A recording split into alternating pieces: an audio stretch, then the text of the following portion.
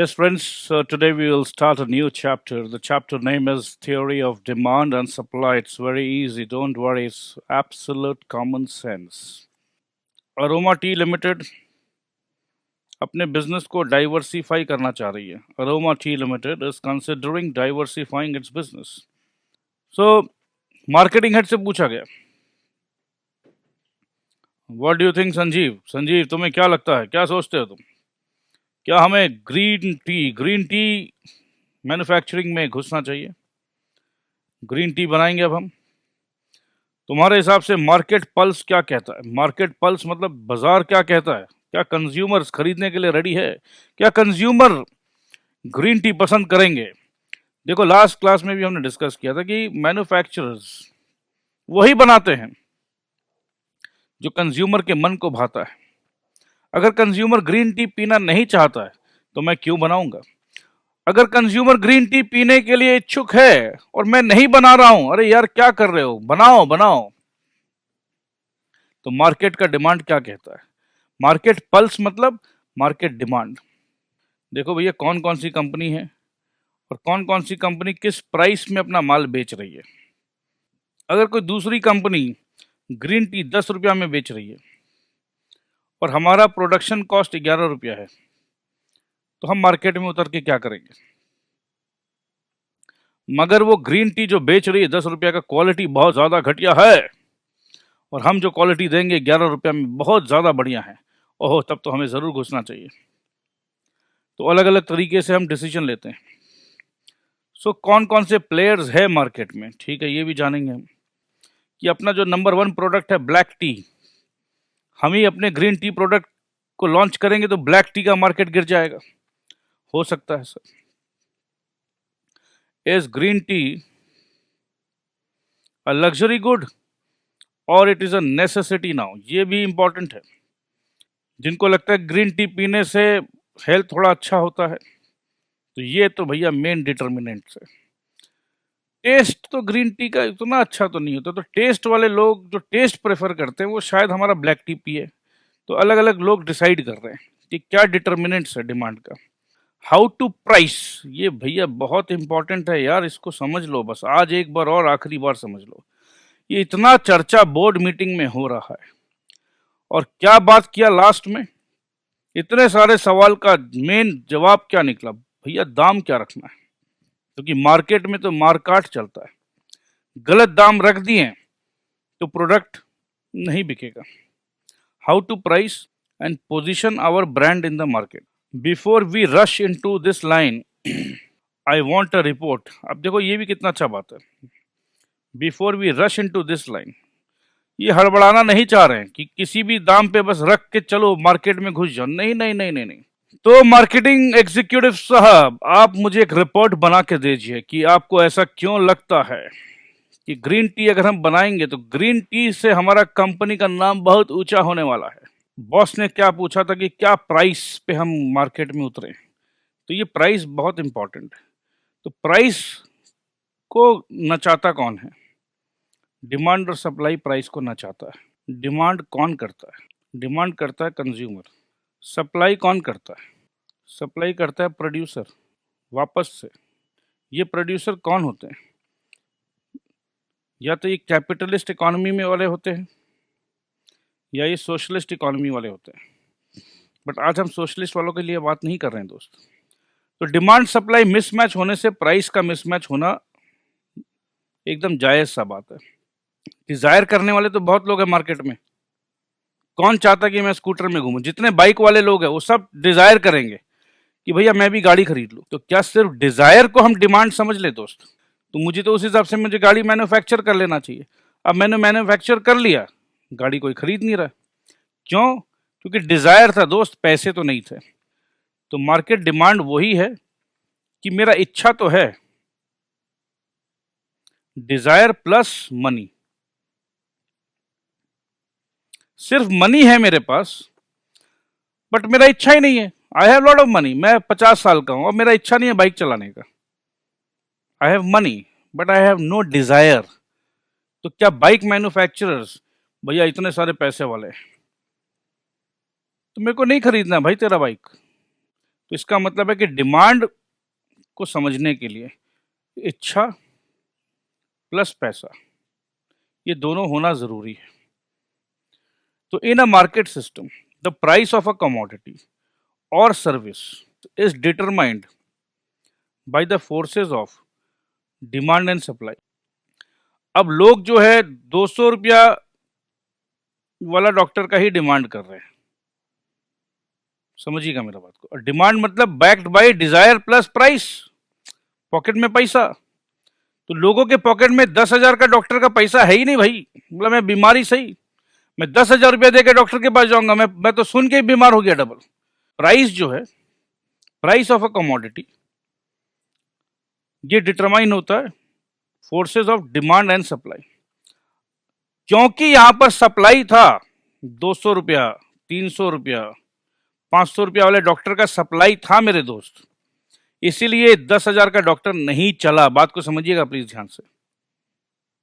अगर ऐसा सिचुएशन हो जाए कि ये 200, 300, 500 का डॉक्टर नहीं हो, इनका दुकान बंद हो और समाज में उस समय ये 10,000 का डॉक्टर ही हो और आपको लग रहा है कि भैया मर जाएंगे, अब उस समय क्या करोगे? सप्लाई देखो, डिमांड एंड सप्लाई से प्राइस आ रहा है, यही समझाना हमें। और हमें बात करना है भैया बुकिश नहीं, दुनियादारी का सिंपल। आप क्या करोगे? आपका बच्चा बीमार है, आपका भाई बीमार है, आपके पिताजी बीमार है, और वो डॉक्टर बोलता अच्छा आ गए मेरे पास, I am from London, you know my fees. अच्छा ये तो थोड़ा सा दूसरा टोन में, you see I am from London, you know you have to pay my fees and that is just 10,000 rupees. So in case if you're willing to pay the 10,000 rupees then I'm willing to go to your home. तो उस situation पे आप 10,000 भी दोगे क्योंकि market में supply दूसरे doctors का नहीं है और ये एकदम इमरजेंसी है। तो प्राइस का बात कर रहे थे, बट नॉर्मली जब डॉक्टर्स का सप्लाई है तो वो प्राइस आप नहीं दोगे। तो यही बोला जा रहा है कि मार्केट में सप्लाई होता है, मार्केट में और भी अलग अलग प्रोडक्ट्स होते हैं, मार्केट में और भी अलग अलग डॉक्टर्स होते हैं, ट्यूशन टीचर्स होते हैं। तो मार्केट, अगर आपको कोई टीचर भी अगर समझ लो 300 रुपया में अकाउंट्स पढ़ा रहा है और BA वाला बोला भैया हम तो 3,000 लेंगे, भैया रहने दीजिए, 300 में बहुत टीचर्स मिल रहे हैं, 3,000 में हम नहीं जाएंगे, क्योंकि मार्केट में सप्लाई है। ठीक है, since business firms produce goods and services to be sold in the market, भैया मार्केट में ही तो बिकेगा। They have to understand and be responsive to the needs of the customers. तो कस्टमर का नीड को समझना होगा, रिस्पॉन्सिव होना होगा।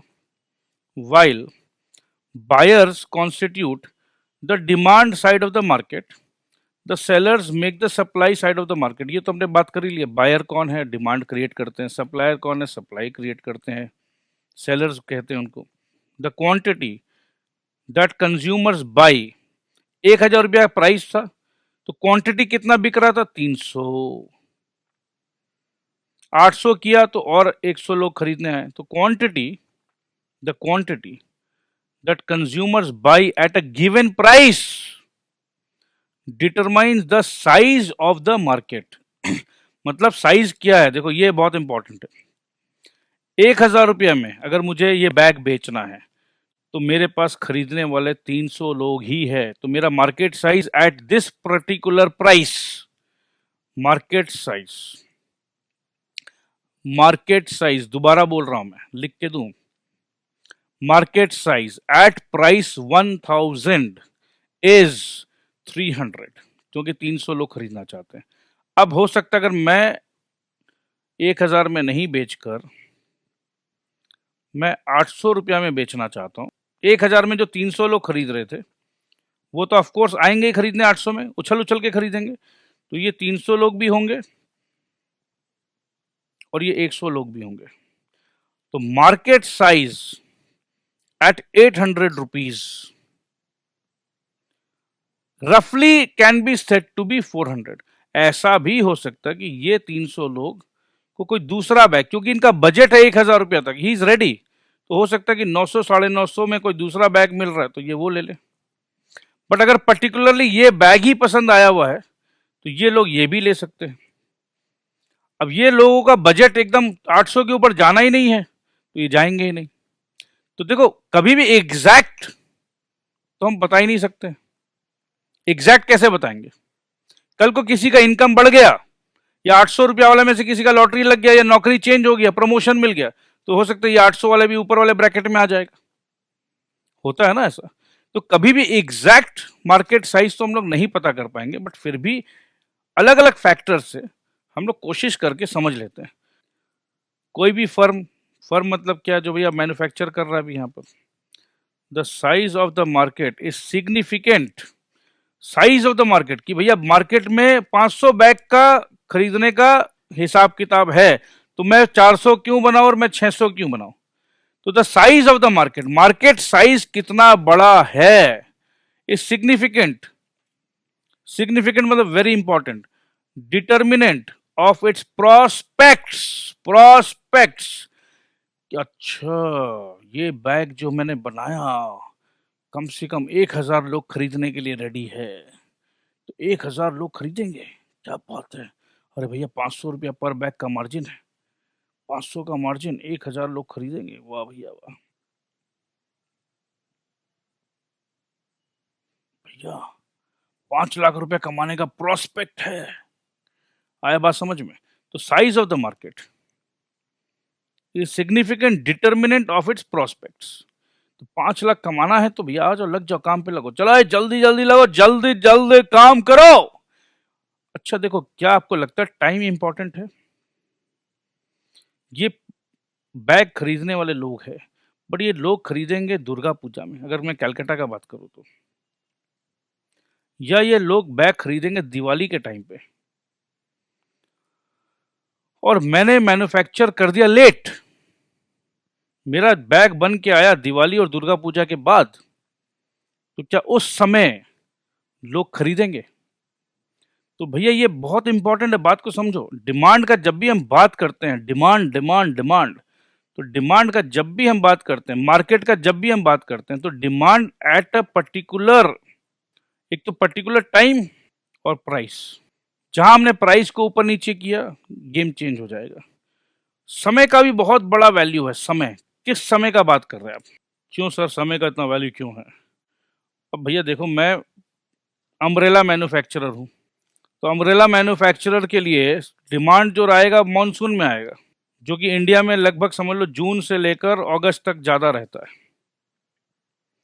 तो सेम टू सेम डिमांड जो है, अगर मैं सोचूं कि सितंबर में मिले या अप्रैल में मिले या जनवरी में मिले, तो नहीं होगा। तो टाइम का एक बहुत बड़ा वैल्यू है। The concept demand refers to the quantity of good or service that consumers are willing. Willing मतलब डिजायर है, इच्छा है। विलिंग के साथ हमने कुछ बताया था, आपको याद है क्या? विलिंग के साथ क्या होना चाहिए, बोलो? विलिंग के साथ क्या होना चाहिए? परचेजिंग का पावर, पैसा होना चाहिए। Willing and able to purchase. Willing भी है और एबल टू परचेज मतलब पैसा है उसके पास, एट वेरियस प्राइसेस। देखो ये बहुत ज्यादा इंपॉर्टेंट है मेरे दोस्त, purchase at various prices, willing at able to purchase. जैसे कि जब मैंने बैग को 1000 रुपया रखा था, तो सिर्फ और सिर्फ 300 लोग खरीदने के लिए विलिंग थे। जैसे मैंने 800 रखा, तो और नए 100 लोग आ गए, तो ये 800 रुपया में ये 100 लोग रेडी है, विलिंग है। 1000 रुपया में ये 100 लोग जो है, 1000 रुपया में विलिंग नहीं है। तो डिमांड क्या है? 800 रुपया का अलग डिमांड होगा, 1000 रुपया में अलग डिमांड होगा। मैं बार बार ये एग्जांपल बता रहा हूं, बार बार। तो एट वेरियस प्राइसेस, तो प्राइस भी चेंज होने से डिमांड भी चेंज होता है, ठीक है। अब देखो, during a given period of time, वाह भैया वाह।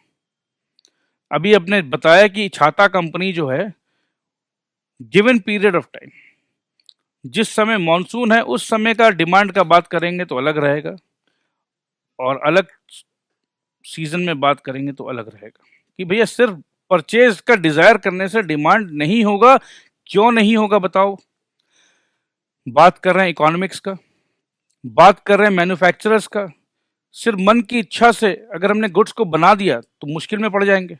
बाइक वाले का इच्छा है कि गाड़ी खरीदे, बाइक वाले के पॉकेट में पैसा नहीं है, और मैंने उनकी इच्छा को सम्मान रखते हुए मैंने गाड़ी बना दिया। तो बहुत सारे रिसोर्सेस, याद करो फर्स्ट चैप्टर मेरे दोस्त, रिसोर्सेस स्केर्स होते हैं। हमने तो बना दिया बेवकूफी में, हमने बेवकूफी में बना दिया। बहुत सारे बाइक वाले का डिजायर था कि कार खरीदें, मैंने उनके डिजायर को सम्मान किया, पॉकेट में पैसा नहीं था, गाड़ी तो बना दिया। वो देश का रिसोर्स है मेरे दोस्त, वो गाड़ी खरीद नहीं पाए, गाड़ी गोडाउन में या फैक्ट्री में पड़ी हुई है, पड़े पड़े पड़े पड़े पड़े पड़े पड़े पड़े, गाड़ी बर्बाद हो गई। या मैन्युफैक्चरर को उसी गाड़ी को डिमांड सप्लाई मार्केट को ध्यान रखते हुए जो गाड़ी वो 10 लाख में बेचना चाह रहा था, समझिएगा, इसी भावना को समझिएगा। गाड़ी का मैन्युफैक्चरिंग कॉस्ट था 8 लाख, बेचना चाहता था 10 लाख में। बाइकर्स के भावनाओं को रखते हुए, बाइकर्स लोग चाहते थे कि हम भी गाड़ी खरीदें, बहुत लोगों का इच्छा रहता है होंडा सिटी खरीदेंगे। होंडा कंपनी ने गाड़ी बना दिया, 8 लाख का गाड़ी 10 लाख में, और बहुत सारा एक्स्ट्रा पीस, 1 लाख गाड़ी उन्होंने बना दिया, 1 लाख समझ लो कोई कंट्री में। और खरीदने गए, जब बेचे तो 90,000 गाड़ी अभी भी एक्स्ट्रा पड़ा हुआ है। गाड़ी का दाम कम किया 9 लाख, तो चलो 2-5 हजार और बिक गए। गाड़ी का दाम किया 8 लाख, 8 लाख में बनाया, 8 लाख में बेच रहा है तो भी 50,000 गाड़ी बचा हुआ है मेरे दोस्त। 4 लाख या 5 लाख रुपया में करके नया नया स्कीम निकाल के लॉस में उसने गाड़ी को बेचा। क्यों नहीं बेचता? तो पड़े पड़े खराब हो जाता। तो अल्टीमेटली बेवकूफी का काम किया ना, स्केर्स रिसोर्स को बर्बाद कर दिया। अपने एम्प्लॉयमेंट के जो जो लोग काम किए थे उनको सैलरी टाइम पे नहीं दिया। क्यों? क्योंकि घाटे में चली गई कंपनी। तो घाटा वाला काम नहीं करना है, समझदारी वाला काम करना है। रिसोर्सेज को सही तरीका से यूज करो, आप मेहनत करो, कस्टमर को एक अच्छा प्रोडक्ट दो, क्योंकि आप इस मार्केट में अकेले नहीं हो दोस्त, आपके साथ कंपटीशन में बहुत सारे लोग हैं। टाटा भी है, रेनॉल्ट भी, अगर मैं गाड़ी कंपनीज का बात करूं, ठीक है, हुंडई भी है। तो इतने सारे कंपनीज है, और कस्टमर जो है, कस्टमर का डिमांड जो है गाड़ी का डिमांड है कि मैं गाड़ी खरीदना चाहता हूँ। बट उस समय मैंने ये नहीं कहा कि मैं टाटा का ही गाड़ी खरीदूंगा, मैं रेनॉल्ट ही खरीदूंगा। तो मार्केट डिमांड है, मार्केट डिमांड है कि 10,000 गाड़ी खरीदेंगे, 10,000 लोग हैं जो मार्केट में गाड़ी खरीदना चाहते हैं। अब ये कंपनीज जो है ये आपस में लड़ेगी, ये कंपनीज आपस में लड़ेगी। नहीं देखो कस्टमर, मैं तुम्हें म्यूजिक सिस्टम दे रहा हूँ, मैं तुम्हें 3 साल का वारंटी दे रहा हूँ, मैं होम डिलीवरी पिकअप दे रहा हूँ। तो अलग अलग लोग अलग अलग तरीके से मार्केटिंग करेंगे, अपना प्राइस चेक करेंगे। वो 5,35,000 में बेच रहा है, सर हमारी गाड़ी तो 5,20,000 में, फीचर्स भी ज्यादा है, ये भी अच्छा है, कलर भी हम आपको जल्दी देंगे, वो 20 दिन में डिलीवरी दे रहे हम 10 दिन में देंगे। तो कस्टमर को किंग माना गया है भैया, किंग। और अगर हम डिमांड सप्लाई को ठीक तरीका से नहीं स्टडी करेंगे तो हम सही तरीके से, गलती कहाँ चूक जाएंगे, हम सही प्राइस पे नहीं आ पाएंगे। और जहां हमने गलत प्राइस कोट किया तो हम मार्केट से ऑटोमेटिकली आउट हो जाएंगे भैया, ऑटोमेटिक रूट है इसका डिमांड का। जिसके पॉकेट में पैसा नहीं है उसका डिमांड इज नॉट इफेक्टिव, मतलब उसका डिमांड को हम इफेक्ट में नहीं जोड़ेंगे। We will not calculate, no effect, no effect. मतलब हम जब यूनिट जोड़ेंगे ना, 1+1+1, अच्छा तुम भी खरीदना चाहते हो, तुम भी खरीदना चाहते हो, तुम भी खरीदना चाहते हो, तो खरीदना तो चाहते हो, पैसा है, पैसा नहीं है, तो भैया तुम cancel.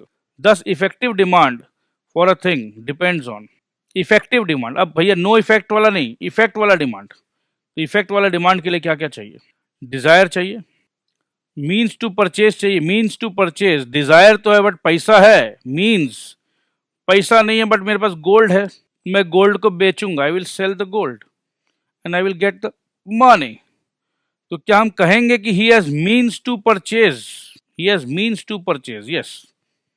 If he has gold and he can sell the gold, get the money, so finally we will say he has means to purchase.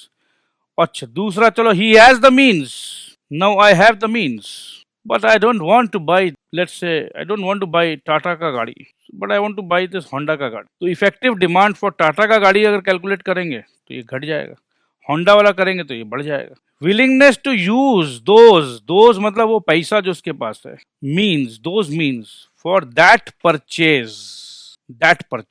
तो डिमांड टैबुलेट अगर हम करेंगे तो मेरे पास होना चाहिए डिजायर है, मीन्स भी है। क्या हम डिमांड टैबुलेशन शीट में? नहीं भैया नहीं, मीन्स के साथ साथ उसको यूज करने के लिए रेडी है क्या? मैंगो खरीदने का पैसा तो है, बट ये मैंगो नहीं खरीदूंगा, तो इस मैंगो का डिमांड इफेक्टिव डिमांड में नहीं जुड़ेगा unless desire is backed by purchasing power और एबिलिटी टू पे। सिर्फ डिजायर नहीं, desire, purchasing power plus willingness, ये तीन चीज होना चाहिए भैया, याद रख लेना आप लोग। Desire, purchasing power, willingness. The quantity demanded is always expressed at a given price. At different prices, different quantities of a commodity are generally demanded. अलग अलग प्राइस पे अलग अलग, at different prices, different quantity. दाम बदला, quantity भी बदला, दाम बदला, क्वांटिटी भी बदला, ये याद रखना, दाम बदला तो क्वांटिटी भी बदला।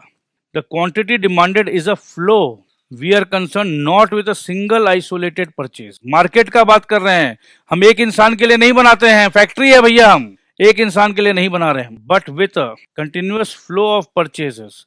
एक महीने में कितना परचेज हुआ, and we must therefore express demand as so much per period of time. तो क्या बोला जा रहा है कि टाइम पीरियड इंपॉर्टेंट है दोस्त, कितने टाइम पीरियड में डिमांड चाहिए, so much per period of time, that is 1000 dozen oranges per day, 7000 dozen oranges per week and so on, would buy in one market। देखो वन मार्केट का बात हो रहा है, लंदन मार्केट, इंडियन मार्केट, हम बात कर रहे हैं इंडियन मार्केट का। would buy in one market during given period of time at various prices, at various incomes। देखो अब ये नया बात भी आया, at various incomes। अगर मेरा इनकम बढ़ जाए, मैंने बताया था ना एग्जांपल में कि भैया 800 का इनकम बढ़ गया, तो डिमांड भी उस हिसाब से आगे पीछे हो सकता है, एट वेरियस इनकम्स और eight various prices of related goods. हाँ जी, रिलेटेड गुड्स भी तो इंपॉर्टेंट है कि अगर आपका बैग जो आप खरीदना चाह रहे थे 1000 में, आपने 20% डिस्काउंट लगाया, वैसा ही सिमिलर कंपनी, जैसे होता ना कि अलग अलग नाइकी है और एडिडास है, अब आप शूज खरीदना चाह रहे हो, एडिडास में चल रहा है 50% का डिस्काउंट, मोटा मोटी जूता एक जैसा ही टेक्नोलॉजी का लग रहा है, वो कल तक 1000 में था, आज 500 का हो गया, तो डिमांड इधर शिफ्ट कर जाएगा, क्योंकि लोग चाहेंगे कि हम 500 में खरीदें, 1000 में हम 800 में क्यों खरीदें। Various quantity eight one market, Delhi market हो सकता है अलग हो, बॉम्बे मार्केट अलग हो, कलकत्ता मार्केट अलग हो। कलकत्ता में भैया लोगों का अलग सिद्धांत है, खरीदने का अलग परचेसिंग पावर है, जो चीज़ कलकत्ता में 800 का बिक रहा हो सकता है बॉम्बे में उस 1500 में भी लोग खरीदने के लिए तैयार हो, तो one market is also very important. अब हमें सप्लाई कहाँ करना है, कलकत्ता में करना है या बॉम्बे में करना है, समझो मेरा बात को, मेरे को जहाँ ज़्यादा पैसा मिल रहा है मैं वहाँ सप्लाई करूंगा। Which consumers would buy in one market during a given period of time, given period of time, ये देखो क्या इंपॉर्टेंट मैं बताता हूँ। अगर मेरे को पता कि ये मार्केट अभी मैं फ्रेश स्टॉक दूं, कलकत्ता के लोगों के पास परचेजिंग पावर कमती है, बॉम्बे के लोगों के पास, दिल्ली के लोगों के पास परचेजिंग पावर समझ लो ज्यादा है, तो कई बार बड़े बड़े जो ब्रांडेड कंपनीज क्या करते हैं, जो उनका सेल का प्रोडक्ट होता है वो कलकत्ता में भेजते हैं बाद में 6 महीना बाद, एट वेरियस प्राइसेस। प्राइस भी देखो वेरियस हो गया ना, यही घड़ी अगर इंडिया में 50,000 का बेचे तो इंडियंस भी भैया समझदार कि भैया 2015 का मॉडल 50,000 में मैं क्यों खरीदूं। ठीक है, तुम्हारा मॉडल वहां डिसकंटिन्यू हो गया, हमें कोई फर्क नहीं पड़ता है, हम खरीदने के लिए रेडी है। 50,000 का चीज 25,000 में दे रही है कंपनी, वी आर रेडी, क्योंकि हमारा परचेजिंग पावर थोड़ा कमजोर है। इंडिया में वही प्रोडक्ट डिस्काउंट में आ रहा है, पुराना मॉडल है, 3 साल पुराना, आपके इंग्लैंड वाले नहीं खरीदना चाहते हैं क्योंकि वो उनको लगेगा ओ दिस इज 2015 मॉडल, और इंडियन मार्केट में लगेगा ओ यार विलायती टॉमी का घड़ी पहन रखे हो, तो वो चल सकता है एट वेरियस इनकम्स और eight various prices of related goods. तो ये और भी डिस्कशन करना है हमें, डिस्कशन जारी रखेंगे हम लोग। So next day we will discuss what determines demand.